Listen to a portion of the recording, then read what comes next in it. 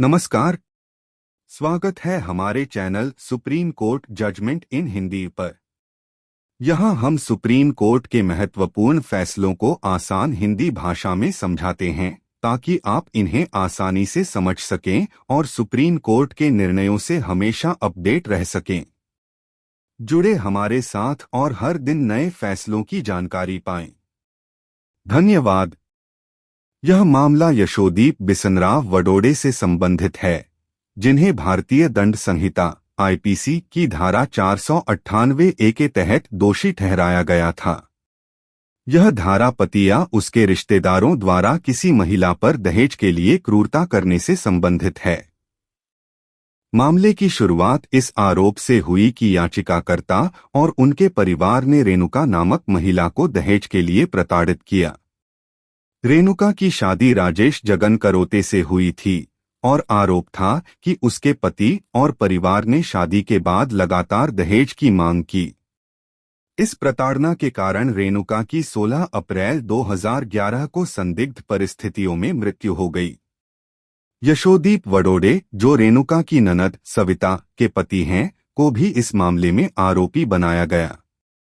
आरोप अभियोजन पक्ष का दावा था कि यशोदीप अपने परिवार के साथ मिलकर रेणुका पर दहेज की मांग और क्रूरता में शामिल थे। अदालतों में धाराएं।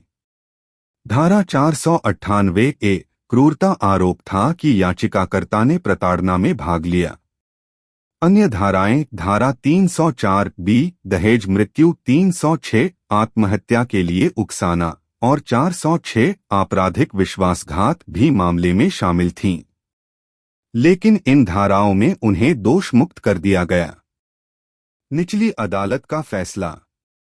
निचली अदालत ने याचिकाकर्ता को धारा 498A के तहत दोषी ठहराया। यह माना गया कि भले ही प्रताड़ना में उनकी सीधी भूमिका साबित नहीं हुई हो, लेकिन वे परिवार का हिस्सा होने के नाते अपराध में सहायक थे। उन्हें 3 साल की सजा और 1000 रुपये का जुर्माना लगाया गया। उच्च न्यायालय का फैसला। उच्च न्यायालय ने निचली अदालत के फैसले को बरकरार रखा। हालांकि सजा को घटाकर पहले से बिताई गई अवधि तक सीमित कर दिया गया।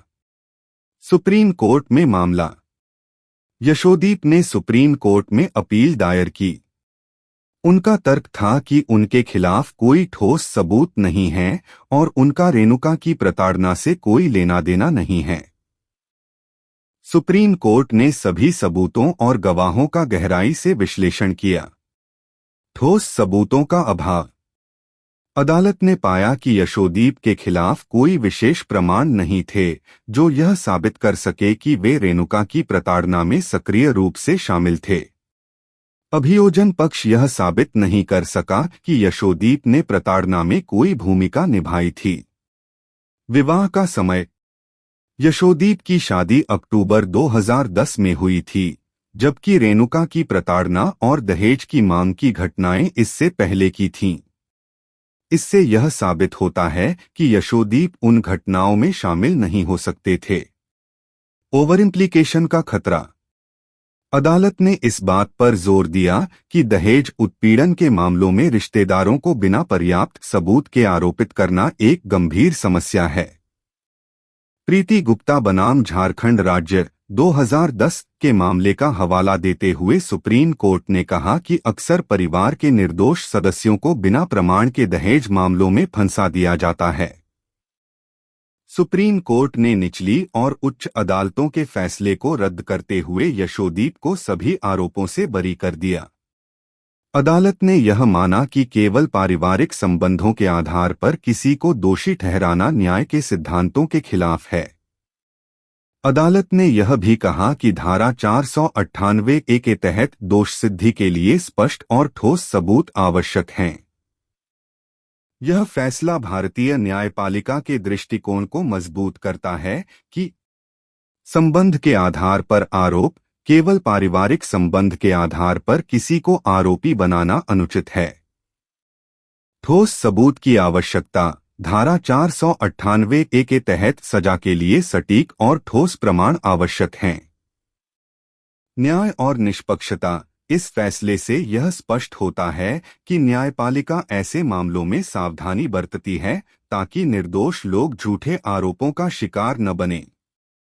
अगर आपको हमारा कंटेंट पसंद आ रहा है और आप भी रोजाना सुप्रीम कोर्ट के नए फैसलों से अपडेट रहना चाहते हैं, तो कृपया हमारे चैनल को लाइक करें, सब्सक्राइब करें और बेल आइकन भी दबाएं ताकि आपको हर नए वीडियो का नोटिफिकेशन मिल सके। आपके सपोर्ट से हमें और बेहतर कंटेंट बनाने की प्रेरणा मिलती है।